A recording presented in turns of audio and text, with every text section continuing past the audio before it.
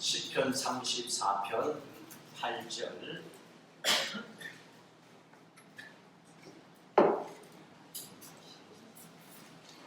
함께 8절 말씀을 읽도록 합니다. 너희는 여호와의 선하심을 맛보아 알지어다.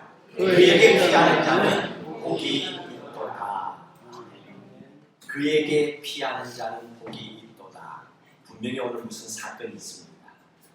하나님께 피할 수밖에 없는 상황이 있었기 때문에 오늘 이 신앙의 고백을 다윗이 하나님께 올려드립니다. 34편이라고 기록하면서 성경책 거의 다 기록되었을 겁니다. 위에 타이틀에 보시면 다윗이 아비멜렉 앞에서 미친 채 하다가 쫓겨나서 지은 시라고 기록하고 있습니다. 다윗이 아비멜렉이라고 하는 건요, 그냥 블레셋 왕 전체를 통칭할 때 쓰는 단어였습니다. 성경에 보시면 사무엘상 21장에 보면 블레셋 가드에 있는 아기스 왕이라고 기록하고 있습니다. 아기스는 원래 그 사람의 개인적인 이름입니다. 그래서 아비멜렉 앞에서, 아기스 왕 앞에서 그렇게 기억하시면 될 겁니다. 그런데 그 앞에서 다윗이 미친 척 했던 그 모습을 기록하고 있습니다. 그래서 오늘 이 말씀은 사무엘상 21장을 배경으로 해서 다윗이 하나님 앞에 고백하고 있는 시입니다. 다윗은 젊었을 때 블레셋 장군을 골리앗을 죽이고 승리하고 영웅이 되고 그 사건 때문에 사울 왕의 사위가 되었습니다. 그런데 장인이 사위 다윗을 향하여 시기하고 질투하는 마음으로 바뀌기 시작했어요. 사위를 결국은 죽여버려야 되겠다고 하는 마음까지 사울의 마음속에 자리 잡게 됩니다. 사무엘상 19장에 보면 다윗이 수금을 타고 있는 어느 날 밤에 사울 왕의 마음속에 다윗을 죽여버리고 싶은 그 마음이 생겨서 창을 들고 던집니다. 겨우 피하고 그의 아내 미갈의 도움을 받아서 다윗이 도망을 칩니다. 그날로부터 시작해서 다윗의 가정은 깨어지고 다윗의 아내 미갈은 아버지 사울 왕이 강제적으로 다른 남자와 또 결혼을 시켜버립니다. 모든 것을 잃어버리고 다윗은 그때로부터 시작해서 정처 없이 도망가야 되는 도망자의 신세가 되어버립니다. 다윗이 이렇게 도망갈 때에 하나님을 아는 사람인데 교회 가서 기도해야지, 예배해야지, 하나님이 분명히 도와주실 거야, 이 생각은 안 했겠습니까? 생각은 했겠죠. 그런데 발걸음은 다른 데로 갔습니다. 사무엘상 21장에 보면 그에게 가장 친분이 있었던 제사장이 있었습니다. 노비라고 하는 땅에 살고 있던 제사장 아히멜렉, 아주 다윗과 친분이 있었던 그 사람을 찾아갑니다. 교회가 아니었습니다. 교회 찾아갈 줄 알았는데, 아마 크리스찬이라면 하나님께 가서 예배할 줄 알았는데, 자기하고 가장 친분이 있는 아히멜렉 제사장을 찾아가서 상황을 얘기하고 도움을 요청합니다. 먹을 것도 없고 또 골리앗이 갖고 있었던 그때 그 금도 하나 없고 이렇게 도망을 다니게 됩니다. 근데 이렇게 해서 문제가 잘 풀리면 되는데 하필이면 아히멜렉 제사장이 다윗을 도와주는 그 상황에 사울의 신복이었던 한 사람 도액이라고 하는 사람이 거기에 있었어요. 그걸 잘 지켜본 거예요. 그리고 이 사람이 사울 왕에게 보자질을 합니다. 사무엘상 22장에 건너가서 사울이 와서 아히멜렉 제사장과 함께 했던 모든 사람들을 다윗을 도와줬다고 다 죽여버리는 사건이에요. 다윗은 도움받았는지 모르지만 다윗 때문에 참 많은 사람들이 죽음을 면할 길이 없었습니다. 다윗이 아히멜렉 제사장으로부터 도움을 받고 생각합니다. 여기에 계속 있다가는 사울 왕이 와서 또 죽일 것 같다는 두려움을 통하여 다윗이 그 자리를 피합니다. 성경은요, 사무엘상 21장 10절에 보시면 이렇게 기록합니다. 그날에 다윗이 사울을 두려워하여, 이렇게 기록합니다. 그날에 다윗이 사울을 두려워하여, 사람을 두려워하면요, 사람을 만드신 하나님을 찾아가면 되는데 그게 안 돼요. 사람이 두려우니까 그 사람보다도 더 강한 곳에 가서 자기의 죽음을 면하고자 하는 그런 마음이 생깁니다. 그래서 블레셋 가드 지방에 있는 아기스 왕에게로 도망을 갑니다. 이건 좀 이해가 안 되는 거예요. 블레셋하고 다윗하고는 원수예요. 골리앗을 죽였는데 이걸 어떻게 잊어버릴 수가 있어요? 여러분, 과거에 큰 상처와 큰 전쟁이 한번 있었다면 그 원수에 대해서 그렇게 쉽게 그래 하고 덮는다는 게 쉽지가 않잖아요. 근데 다윗은 목숨을 부지하기 위해서 블레셋 가드 지방 아기스 왕에게 있는 곳으로 갔는지 모르지만 거기에 있는 사람들의 마음은 다윗과는 상관없이 여전히 과거의 상처와 아픔이 있단 말이에요. 그 아기스 왕 블레셋 땅으로 도망갔을 때에 다윗에게 있었던 사건을 기록하는 것이 오늘 34편 시편의 말씀입니다. 사무엘상 21장 12절 이하에 보면 다윗이 블레셋 가드 지방으로 갔습니다. 한 가지 이유 때문에, 살기 위해서. 설마 사울 왕이 블레셋 땅까지, 이방 나라까지 와서 자기를 죽일 수는 없잖아요. 전쟁이 일어나니까. 그래서 이방 나라까지 선택하고 가게 됩니다. 다윗이 생각하기를 여기에서 내 신분을 속이고 살면 아무도 나를 모를 거야. 그렇게 다윗은 생각하고 가드 지방에서 정착하려고 문제가 해결될 때까지 머물기 위해서 있었는데, 문제는요, 아는 사람이 왜 없겠어요? 다윗의 얼굴을 왜 모르겠어요? 한두 사람은 알죠. 어떻게 그 소식을 알았는지 가드 사람 중에서 몇몇이 아기스 왕에게 가서 얘기를 합니다. 지금 여기에 다윗이 와 있는데 그 사람은, 사울은 블레셋과 전쟁에서 천천의 사람을 죽였다면 다윗은 만만의 사람을 죽였다고. 갑자기 다윗이 가 있는 그 땅에 이 소문이 돌기 시작한 거예요. 이 소문이 다윗 귀에도 들린 거예요. 다윗이 그 얘기를 듣는 순간에 끔찍해 된 겁니다. 이유는 아기스 왕이 이 소식을 들으면 나를 찾아서 분명히 죽일 겁니다. 두려워하는 거예요. 그러면 어떻게 해야 됩니까? 블레셋 땅을 빨리 도망쳐 딴 데로 가든지 아니면 여기에서 무슨 액션을 취해야 돼요. 근데 다윗은 이 가드 지방 아기스 왕이 있는 이곳에서 그 소식을 듣고 두려운 마음에, 그래, 살 길은 미친 척 하는 거야. 미친 사람을 누가 죽이겠어? 다윗이 그렇게 생각한 거예요. 그리고 그 앞에서 미친 척 하면서 문짝에 등을 긁으면서 침을 질질 흘리면서 연극 배우처럼 꾸며갖고 이상한 행동을 하기 시작했습니다. 누가 보더라도 미친 사람 같아요.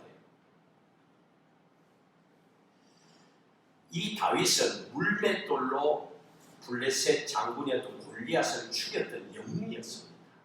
그런데요, 그건 과거예요.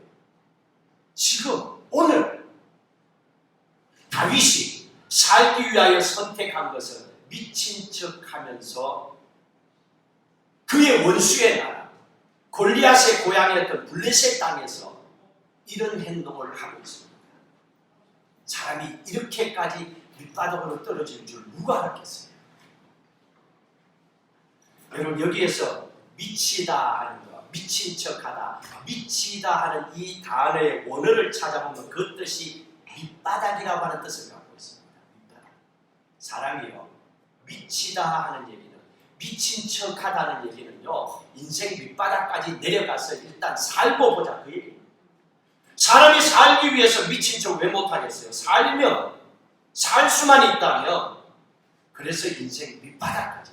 그 영웅이, 골리앗도 무서워 안 했던 사람이 아직 그 어떤 군대도 자기 앞에 오지도 않았는데 먼저 두려워가지고 미친 사람처럼 인생의 밑바닥까지 내려가는 이 다윗의 모습을 봅니다.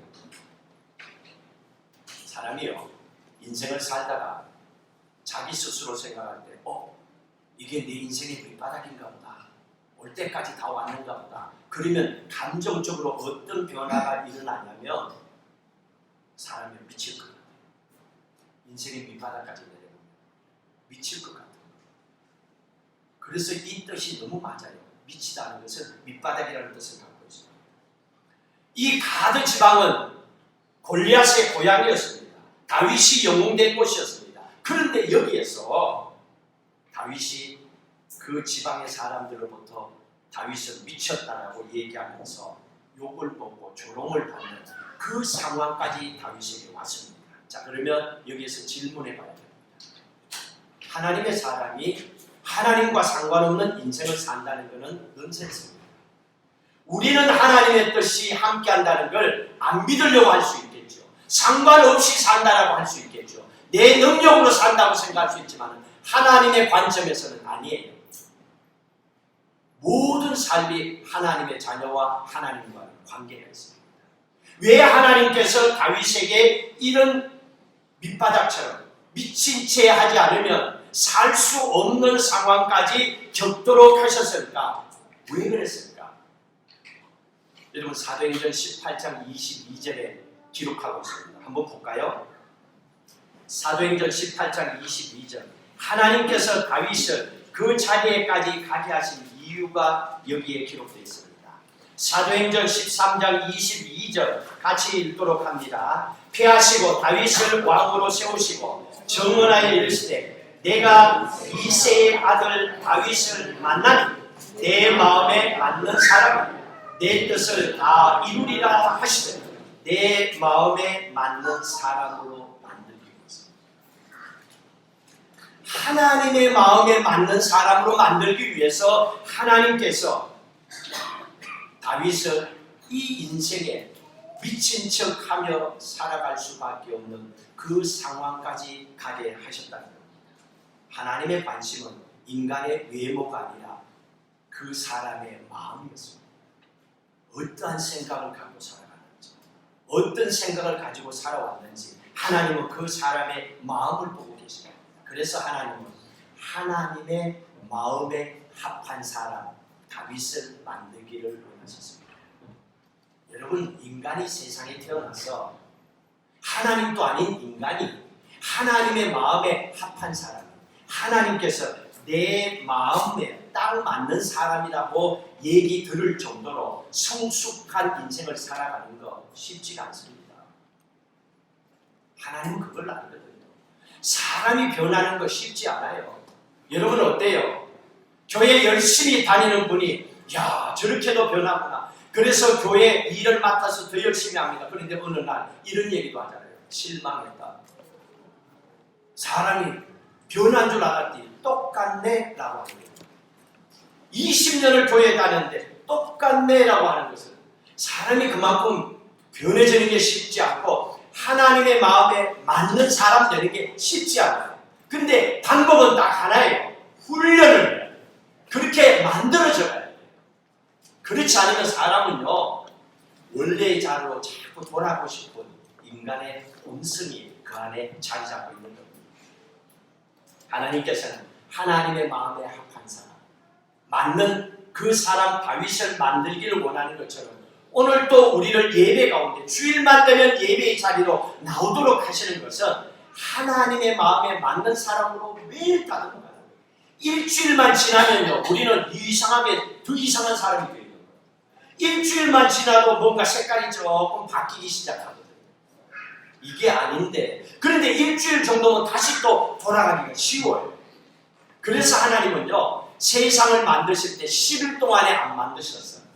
6일에 만들고 1회째 예배드리게 한 것도요, 인간의 한계예요. 이 모든 게 하나님 보실 때는 이유가 있는 거예요. 근데 여러분, 주일날 예배 들어가 오기 전에 어떤 모습으로 살았든 따라합시다. 나는 잘 살았다. 잘 사는 거예요. 부족해도 잘 살았고 또 잘해도 잘 살았어요. 근데 오늘 하나님이 또 우리를 하나님 마음에 맞는 사람으로 또 만들어줘요. 여기가 참 중요한 자리요, 가장 중요한 시간이에요. 그래서 하나님은 우리를 만나셔서 하나님의 마음에 맞는 사람으로 오늘 또 예배 가운데 만들어 가시는 겁니다. 영웅의 자리에 있던 이 사람이 밑바닥까지 떨어지는 것을 하나님이 허락하셨던 것을, 하나님이 보고 계셨던 것은, 그 과정이 다윗에게 없으면 다윗은 하나님의 마음에 합한 사람이 될 수가 없기 때문에, 사람이요 너무 잘 나가기만 하면 그것도 문제고 너무 힘들기만 해도 그것도 문제예요. 사람이 한쪽만 만들어지면요 아주 심각한 결과를 갖게 됩니다. 그래서 하나님은 건강한 사람으로 다듬어서 하나님의 사람으로 만들어 가시기를 원하고 계십니다. 여러분 한번 생각해 보십시오. 오늘 다윗처럼 이방 나라에서 미친 척하며 살기 위해서 몸부림치지 않으면 안 되는 이런 상황이 왔다면 그날 하루를 돌아보면서 뭐라고 내가 내 자신의 삶을 기록할까요? 한번 생각해 보십시오. 오늘 다윗은요 이렇게 그 상황을 기록합니다. 1절, 시편 34편 1절 있습니다. 내가 여호와를 항상 송축하며 내 입술로 항상 주를 찬양하리. 다윗은 그 미친 척하며 살기 위해 몸부림쳤던 그날 밤에 주님을 찬양한다고 그래요. 이런 상황에 주님을 찬양합니다. 2절 또 읽어볼까요? 내 영혼이 여호와를 자랑하리니 공부한 자들이 이를 듣고 기뻐하리니. 공부한 사람들이 있느냐? 내 말 듣고 기뻐해라. 도저히 이런 말이 나올 수 없어요. 정말 죽을 것 같네, 정말 미쳐버리겠네, 이런 얘기가 나와야죠. 그런데 하나님을 찬양하고 또 내 말 듣고 모든 사람들 기뻐하십시오, 이런 얘기가. 여러분 이거는요 사람의 생각으로는 못해요. 근데 믿음으로는 가능해요. 믿음으로 고백하는 것은 충분히 가능합니다. 다윗이 이 믿음으로 하나님 앞에 고백을 하는데, 이런 어렵고 미친 척하며 살 수밖에 없는 이 환경에서 이 고백을 할 수 있었던 것, 대체 다윗의 믿음과 내가 믿는 믿음에 뭐가 차이가 있었냐? 나도 하나님 믿고 다윗도 하나님 믿는데 왜 나는 그런 상황이면 미치겠어, 못 살겠어, 죽겠어 이러고 확 죽어버릴까 이러는데 다윗은 어떻게 찬양하고 내 말 잘 들어라, 다른 사람들에게 기뻐하라, 어떻게 이런 얘기할 수 있습니까? 분명히 다윗이 뭔가가 있었어요. 그 이유가 오늘 8절이에요. 오늘 함께 읽었던 이 8절이 다윗의 인생을 바꿔놨습니다. 8절 같이 읽습니다. 너희는 여호와의 선하심을 맛보아 알지어다. 다윗은요 다른 크리스찬이 맛보지 못했던 뭔가를 맛봤대요. 맛보았대요. 뭘 맛보았습니까? 앞에 여호와의 선하심, 하나님의 선하심을 맛봤어요. 사람이요 맛을 보면요 그 맛은요 기억이 나요. 맛을 쫓아가요. 그리고 음식점에 가서도 그 음식 먹으러 왔는데 맛이 다르면 이 음식 왜 이래요? 이렇게 얘기를 해요. 맛이라는 건요 사람의 생각을 자꾸 끌어가요. 다윗이 맛을 보았는데 하나님의 선하심을 맛보았어요. 언제 하나님의 선하심을 맛보았는가? 미친 척하면서 살기 위해서 몸부림치는 데였어요. 사망의 길이 막혀있는 그때, 미칠 것 같은 이 상황에 놓여 있을 때 다윗은, 다른 사람은 인생의 끝이라고 생각하겠는데 거기에서 하나님의 선하심을 맛보는 거예요. 여러분 여기서 맛보다 하는 이 말의 히브리어가 탐입니다. 탐이라고 하는 단어인데 맛보다는 뜻은 변하다는 뜻을 갖고 있습니다. 사람이요 죽을 것 같아도 하나님의 선하심을 맛보고 나면 하나님이 그 인생을 변화시켜줘요. 우리의 삶 속에 변화가 일어나도록 해요. 죽음을 선택했던 그 사람을 사는 자리로 하나님은 변화시켜줘요. 이건 다른 일입니다. 사람들이 얘기해서 될 게 아니에요. 의사들이 그 문제를 해결할 수 있는 게 아니거든. 하나님께서 오늘 다윗을 통하여 미친 척하며 행동했던 다윗의 인생을 바꾸어가지고 변화시켜주는데, 첫 번째는요, 본인에게 변화가 일어나야 돼요. 다윗 자신에게, 미칠 것 같은 내 자신에게 먼저 변화가 일어나야 되는데, 다윗에게 하나님의 선하심을 맛보고 나니까 어떤 변화가 일어났는가? 5절 같이 봅니다. 그들이 주를 앙망하고 광채를 내었으니.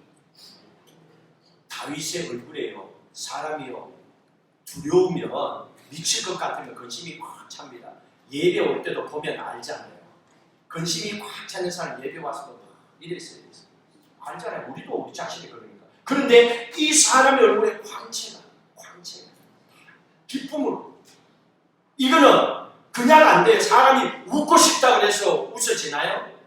마음에 하나님의 선하심을 맛보고 나니까 그만, 그거 알지 하고 기쁨으로 얼굴에 광채가 나고 살아나기 시작하는 거예요. 하나님의 선하심을, 하나님의 능력을 맛보고 나니까. 그 비결이 나와 있었습니다. 8절로 다시 돌아가시면 하나님의 선하심을 맛보라라고 얘기를 하고 있습니다.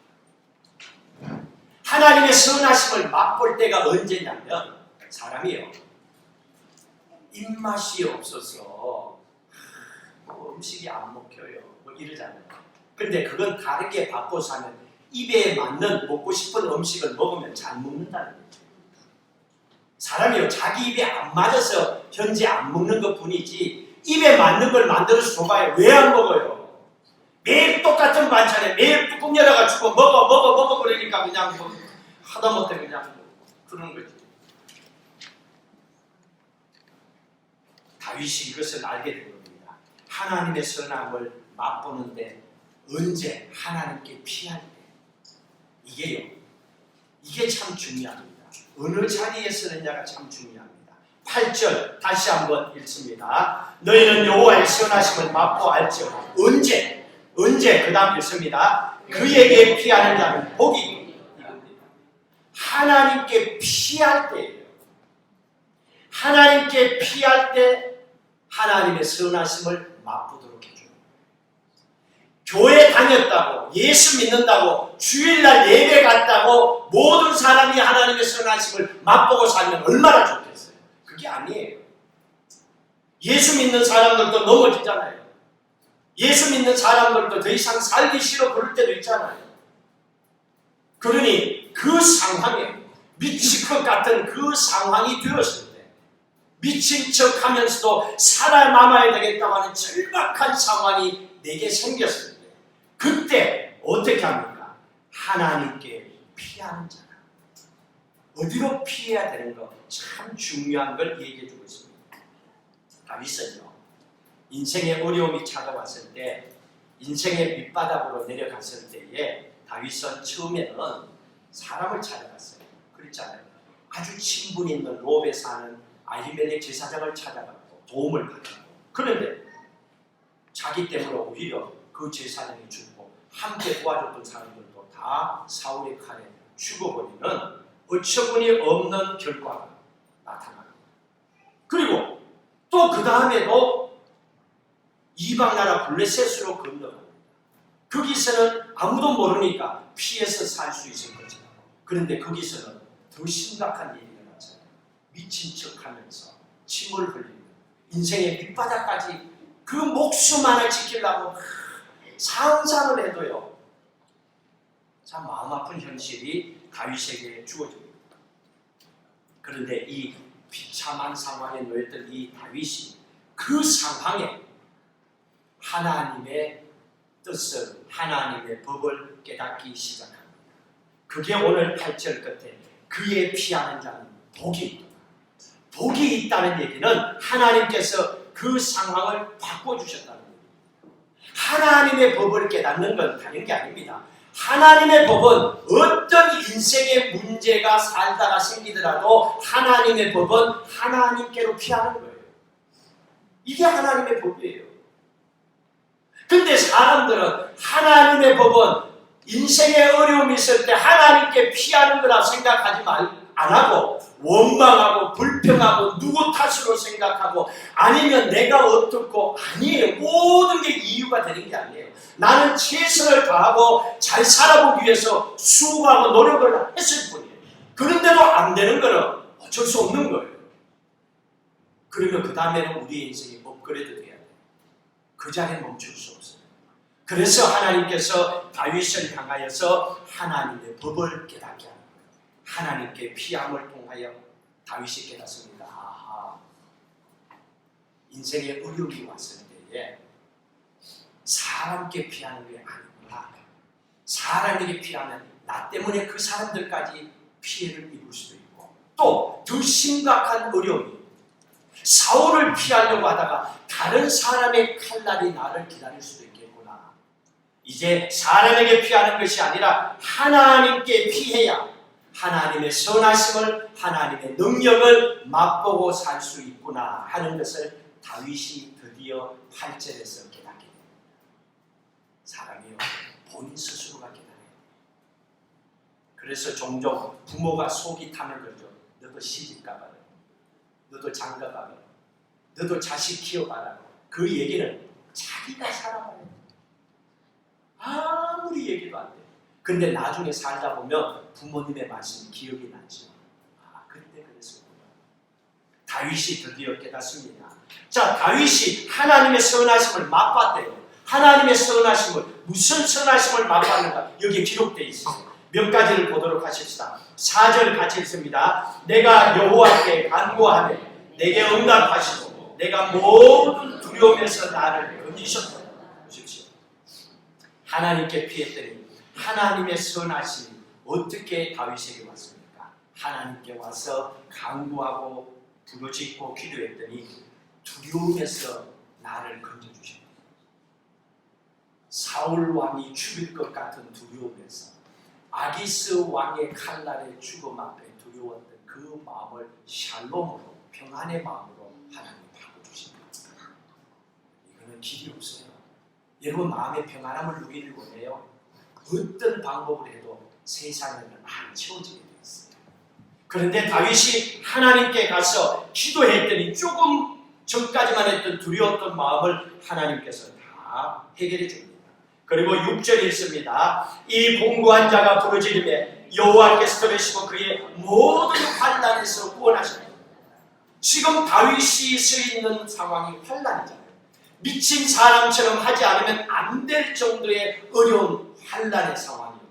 그런데 여기에서 하나님께 피하여 하나님께 기도했는데 하나님께서 그 환난에서 다윗을 건져주십니다. 그럼 됐잖아요. 문제가 해결됐잖아요. 하나님께서 이 문제를 해결해 줍니다. 그런데 우리는 세상의 문제를 세상에서 자꾸 풀려고 몸부림치니까 나도 힘들고 문제도 해결되지 않고 하나님과의 관계도 멀어져 가고 이게 잘못된 선택이었기 때문에 그리고 10절의 말씀을 또 읽습니다. 여호와의 천사가 주를 경외하는 자를 불러 진치고 그를 건지셨다. 사람이 아니에요. 군대가 아니에요. 사람이 나라가 군대를 보내갖고 그 강력한 군대의 힘으로 전쟁해야만 이기는 게 아니라는 거예요. 하나님이 천군 천사를 보내어서도 거뜬하게 전쟁을 마무리 지을 수도 있다는 거예요. 하나님이 천사를 보내서 다윗을 어려움에서 지키시고 건져주는 거예요. 그러니 두려움이 없죠. 하나님이 함께 하십니다. 하나님의 선하심을 다윗이 직접 하나님의 능력을 맛보는 거예요. 그리고 우리는 그렇게 얘기합니다. 마음의 평안도 좋고 두려움에서 건져주는 거 좋은데 눈앞에 보이는 것도 좀 좁아요. 눈앞에 보이는 것도 있어야 돼요. 9절 10절에서 하나님이 이렇게 넉넉하게 채워줍니다. 9절 10절에 있습니다. 너희 성도들아 여호와를 경외하라. 그를 경외하는 자에게는 부족함이 없도다. 젊은 사람은 궁핍하여 줄일지라도 여호와를 찾는 자는 모든 좋은 것에 부족함이 없으리로다. 믿으시면 아멘. 아멘. 보십시오. 하나님을 찾는 자는 모든 좋은 것에 부족함이 없을 정도로 넘치도록 채워주십니다. 물질의 축복도 물질 관리 잘하면 하나님 부어주시죠. 건강 관리 잘하면 하나님 말씀대로 건강의 축복도 주시죠. 자식들의 축복도 주시죠. 하나님께서 모든 좋은 것에 부족함이 없도록 하나님 넉넉하게 다윗의 앞으로의 삶도 하나님 넘치도록 축복해 주십니다. 그러니까 지금도 이스라엘 나라 국기가 다윗의 벽이잖아요. 지금도 다윗을 기억하고 살아가잖아요. 하나님은 복을 주실 때 영원토록 주님 오시는 그날까지 복 주는 인생을 다윗에게 하나님 부어주는 겁니다. 하나님의 선하심, 가장 힘들 때 하나님께 피함으로 기도하고 하나님 그 축복을 다윗에게 주셨기 때문에 사랑하는 성도 여러분, 여러분들도 인생을 살다 보면 어려울 때도 있습니다. 그럴 때 하나님께 다윗처럼 피하셔서 하나님께 기도하십시오. 반드시 부족한 것 없이 좋은 것으로 풍성하게 채워주실 줄로 믿습니다. 아멘. 자, 마지막으로 보십시다. 다윗은 이 미칠 것 같은 상황을 경험하면서 자기 혼자는 안 되는 거예요. 이것도 다른 사람들이 이렇게 살았으면 좋겠다. 왜? 나처럼 다른 사람들도 어려움을 겪고 살아가거든. 그래서 다윗이 내가 이렇게 어려운 상황에 있을 때 이렇게 살았다. 꼭 너희들에게 이 말을 해주고 싶다. 그러니 너희들 이 말을 꼭 기억하고 너희들도 그렇게 살아가기를 원한다 하고 다윗이 얘기를 해주고 있습니다. 11절 같이 읽습니다. 너희 자녀들아 와서 내 말을 들으라. 내가 여호와를 경외하는 법을 너희에게 가르치리라. 다윗이 얘기합니다. 다윗이 뭘 배웠대요? 여호와를 경외하는 것, 하나님을 예배하는 것, 하나님의 뜻대로 하나님과 함께 동행하는 삶을 어떻게 하는지를 배웠대요. 동행한다는 건요, 항상 어떤 상황이라도 함께하는 거예요. 이게 부부였어요. 부부는 돈이 있든 없든 아프든 건강하든 함께하는 동행하는 거예요. 하나님과 동행하는 법을 다윗이 배웠대요. 그러니까 내가 배운 거 너희들에게 가르쳐 줄게. 너희들 이거 잘 들어라. 그리고 너희들도 그렇게 살아가라. 이렇게 얘기합니다. 그 방법을 구체적으로 12절에 이렇게 얘기해 주고 있습니다. 12절 읽습니다. 생명을 사모하고 연수를 사랑하여 복받기 원하는 사람이 누구냐? 복받기를 원하는 사람 한번 얘기해봐라. 모든 사람들이 다 이 복을 받기를 원하지. 다윗이 그렇게 얘기합니다. 생명을 사모하고 건강하게 장수하며 살기를 원하는 사람, 복받기를 원하는 사람들은 이거 기억해라. 13절, 14절의 말씀대로 살아라라고 얘기합니다. 이거는요, 여러분들이 실천하세요. 하나님의 선하심을 맛보고 살기 위해서는 13절, 14절의 말씀대로 우리가 살아야 돼요. 이 말씀대로 살아갈 때 하나님의 선하심을 우리에게 보여주시고 하나님이 약속된 축복을 부어주십니다. 우리가 어떻게 살아야 되는가? 가르쳐줍니다. 내가 이렇게 살았다. 그러니 너희들도 이렇게 하라. 13절, 14절 같이 읽습니다. 내 혀를 악에서 금하며, 첫 번째, 내 혀를 악에서 금하며. 다윗을 죽이려고 하는 사람은 사울입니다. 다윗에게는 문수요. 저 인간 빨리 죽었으면 좋겠다고. 그런데 다윗이 그 사람을 향하여 그 말을 하고 싶어. 왜? 사람들은요, 말은 죄가 아니라고 생각할 수 있는 착각을 할 수 있기 때문에. 근데 말도 뱉으면 결국 죄가 됩니다.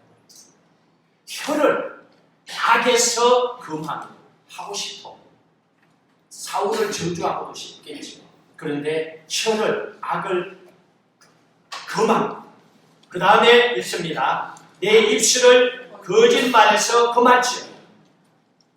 14절 계속 읽습니다. 악을 버리고 선을 행하며 화평을 찾아 따르지. 다윗에게는요, 악을 버리고 선을 행하는 거 너무 힘들어요. 나를 죽이려고 쫓아와서 내가 블레셋 이방 나라까지 도망와 있는데 그 악한 사울이, 악한 사람이 어떻게 그 사람이 선한 사람이라고 보여지겠어요? 이 악한 사람을 향하여 선을 행하는 거 얼마나 힘들겠어요? 그런데 어떻게 알아보세요? 다윗은 그런 상황이 오면 너희들 악을 부리고 선을 행하라. 악을 악으로 갚지 마라. 선으로 갚아라. 이런 얘기를 하는 거예요. 그랬더니 하나님께서 나에게 이런 축복을 주셨더라고 얘기합니다. 다윗은요, 그 결과를 알아요. 자기가 사울을 죽이지 않았는데 악을 선으로 하나님께 올려드렸더니 하나님이 해결해 주신 걸 알았던 거예요. 그 고백을 하고 있습니다. 21절 보십시오. 21절 같이 읽도록 합니다. 악이 악인을 죽일 것이라 의인을 미워하는 자는 벌을 받으리라. 이거요, 다윗이 알았어요. 사무엘상 31장에 보면 그에게 악을 행했던 사울 왕을 보고 있었습니다. 그런데 다윗은 사울 왕을 향하여 악을 품지는 않았습니다. 왜? 악을 품고 살았던 그 사울이 악을 품다가 그 악한 마음 때문에 죽은 걸 다 알거든요. 그걸 얘기합니다. 악한 마음을 품었던 그 사람의 인생의 마지막이 결국은 악인으로 살다가 죽는 것을 다윗이 보았다는 거예요. 내가 저걸 봤는데 내가 어떻게 사울처럼 그렇게 살 수 있겠니? 그런데 나는 그렇게 안 하고 악을 선으로 바꾸어 살았더니 하나님의 선하신 축복과 능력이 이 미치지 않으면 안 되는 상황에서 나를 건져주셨다라고 고백을 하고 있는 거예요. 다윗은 그 신앙의 고백을 다른 사람들에게 얘기합니다. 너희들도 그렇게 살아가라. 결국 다윗은 블레셋과 전쟁에 나가죠. 아들 셋이 그날 죽고 사울 왕도 화살을 맞았는데 중상이요. 죽지는 않았어요. 근데 포로로 끌려간 것 같아요. 그래서 군사 한 사람에게 나를 죽여달라. 그럴 수 없지요. 그래서 자기 칼에 죽습니다. 그날로 사울의 집안은 역사에서 사라집니다. 지금까지도 사울의 집안은 가문이 끊겨버렸습니다. 하나님은요, 악을 갚되 깔끔하게 정리합니다. 다윗이 그걸 본 거예요. 그렇다면 너희들은 인생을 어떻게 살 거예요? 인생을 살다 보면 힘들고 어려울 때가 있을 텐데 악한 마음을 품고 어떻게라도 참 속상한 마음을 해결하고자 하는 마음도 있을 텐데, 근데 살다 보면 좋은 일도 있고 어려운 일도 있지 않니? 또 좋은 사람도 있고 나쁘고 악한 사람들도 있지 않니? 그렇다고 해서 문 닫고 나 혼자 집에서만 있을 수 없지 않니? 혹시 살다가 내 상황이 미친 척하며 살아갈 수밖에 없는 그런 상황이 온다면, 나를 미치게 만드는 사울과 같은 사람이 있다면, 나도 아직까지 힘이 있기 때문에 남은 힘이라도 저 악한 사람을 향하여 한바탕 그냥 해주고 싶은 마음이 있을 때에 너희들 오늘 내 삶을 잘 봐라. 악으로 악을 대하지 말아라. 선으로 악을 대하도록 하라. 그거 예수님도 하신 말씀입니다. 예수님도 그렇게 말씀하셨어요. 기억해라. 힘들지만은 기억해라. 정말로 인생이 변화된 삶을, 축복된 삶을 살기를 원한다면 이 길을 선택해라 하고 다윗이 마지막 많은 사람들에게 이 말씀을 전해주고 있습니다. 예수님께서는 이 땅에 오셔서 많은 사람들에게 침뱉음 받고 하나님의 아들이면서도 욕을 먹고 또 때리고, 예수님이 얘기하셨습니다. 내가 능력이 없어서 지금도 12영 천사를 불러서 이 사람들 다 쓸어버릴 수가 있어. 그러나 내가 가야 하는 길이 십자가의 길이고 많은 인류를 구원하는 길이기 때문에 나는 침묵으로 이 길을 걸어간다. 십자가의 길을 걸어간다고 예수님께서는 어린 양처럼 그 길로 걸어가셨습니다. 그 길을 가르쳐서 십자가의 도라고 합니다. 고린도전서 1장 18절에 얘기하고 있죠. 멸망하는 자들에게는 미련한 것이요 구원받는 자들에게는 하나님의 능력인 줄로 믿는 것이 십자가의 도라고. 그래서 믿는 사람들은요, 세상 사람들과 보는 게 조금 달라요. 미칠 것 같은 상황에 기도하는 세상 사람들은 진짜 미쳤다고 해요. 그런데 하나님 보실 때는 구원받은 자가 하나님의 능력과 축복받을 수 있는 마지막 찬스라는 걸 말씀해 주고 있습니다.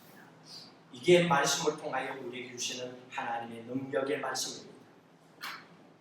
여러분 한 주간 또 2020년을 살아가실 때에 가끔 여러분의 마음이 힘들 때에 하나님께서 오늘 주신 말씀처럼 우리의 현실의 힘든 상황을 또 악을 선으로 바꿀 수 있도록 하나님이 우리에게 은혜를 베풀어 주심을 믿고 살아가십시오. 그리고 기도하십시오. 하나님 앞에 나가십시오. 내 힘으로는 그것조차도 감당할 수 없습니다. 그 상황이 올 때 우리가 할 수 있는 것은 다윗이 처음 했던 것처럼 사람이 아니라 하나님께로 피하는 것. 우리의 상황이 힘들고 어려울 때 하나님께 피하시고 그리고 하나님께 나와서 부르짖고 기도할 때에 다윗이 얘기합니다. 나는 하나님의 선하심을 받았다. 하나님의 능력을 나는 받았다. 하나님이 내 인생을 어떻게 축복해 주셨는지. 여러분 이 귀한 하나님의 선하신 축복을 여러분의 인생과 환경을 완전히 바꿔놓으시는 하나님의 그 축복을 통하여 변화된 여러분의 삶 속에 얼굴의 광채가 나타나고 또 여러분의 삶 속에 근심이 사라지는 것, 여러분의 삶 속에 모든 좋은 것이 부족함이 없이 넘치도록 채워지는 것을 여러분의 자녀들이 또 여러분의 이웃의 많은 분들이 그걸 보게 하셔서 하나님을 살아계시고 하나님의 선하심이 우리의 인생에 가장 절대적으로 소중한 축복의 통로임을 함께 증거하며 사시기를 주의 이름으로 축복합니다. 오늘 이 귀한 말씀을 기억하며 찬송가 370장 함께 찬양하시겠습니다.